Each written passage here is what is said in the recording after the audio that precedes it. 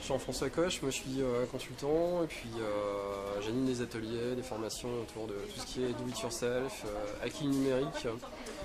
Donc c'est par exemple le toy bending, c'est-à-dire on va utiliser des jouets électroniques anciens et puis bon, les transformer complètement pour ajouter de nouvelles sonorités, de nouvelles fonctions.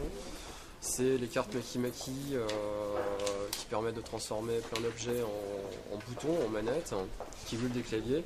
Et puis donc tout ce qui est programmation pour les enfants, apprentissage de programmation avec Scratch. Donc, voilà, toutes des choses comme ça qui permettent aux personnes de se réapproprier la technologie et d'apprendre comment ça fonctionne assez facilement. Petite démo de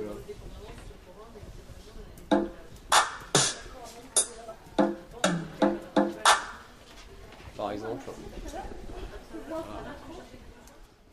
Présenter en fait, voilà, je viens présenter tout ce qui est les ateliers qu'on peut faire dans le cadre scolaire et notamment tout ça, tout ce que je présente, je le fais actuellement dans le cadre des rythmes scolaires, donc les ateliers dans la ville de Roubaix, dans le nord, et puis aussi toujours à Roubaix, au collège Albert Samin, on a un atelier tous les mercredis qui est là sur aussi l'apprentissage de la programmation, l'apprentissage des cartes Maki Maki, qui permet d'apprendre, de revoir les fondamentaux sur certaines matières, donc en particulier l'histoire et la géo. C'est-à-dire que comme on crée des jeux vidéo avec les enfants sur ces bases de connaissances, eh bien, ils sont obligés de connaître les ressources. Et donc ces ressources, ce qui est difficile pour eux des fois à apprendre, ça devient un jeu parce que ils vont l'utiliser pour les quiz, pour les différentes applications qu'on va faire. Et ça facilite clairement les choses, quoi. C'est une nouvelle façon d'apprendre.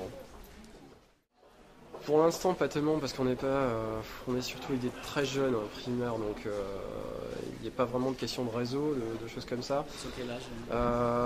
On est entre 5 et 10 ans. Bon, j'ai eu aussi des ados, mais là c'était uniquement sur l'électronique, donc la question ne se posait pas vraiment.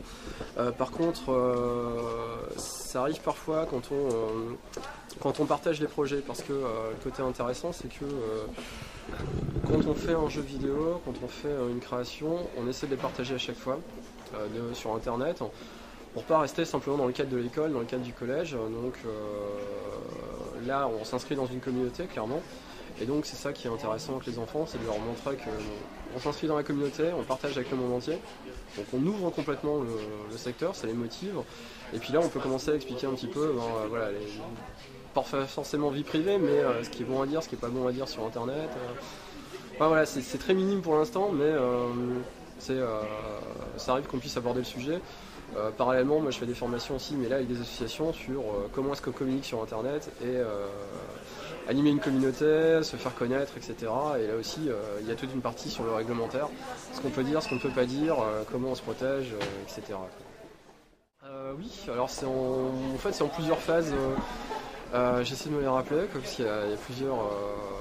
Il y a vraiment tous les aspects de comment est-ce qu'avec les réseaux sociaux on peut investir le net, se faire connaître, faire connaître vraiment ses activités.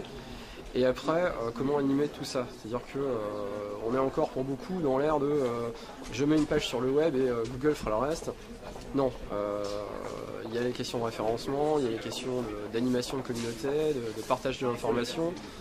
Comment est-ce qu'on pousse un petit peu la communauté pour la faire agir, pour la faire intervenir. Donc voilà, c'est tout ça qu'on essaie de mettre en place, de manière à ce que l'asso reparte avec aussi une stratégie de communication, qu'elle sache ce qu'il y a à faire.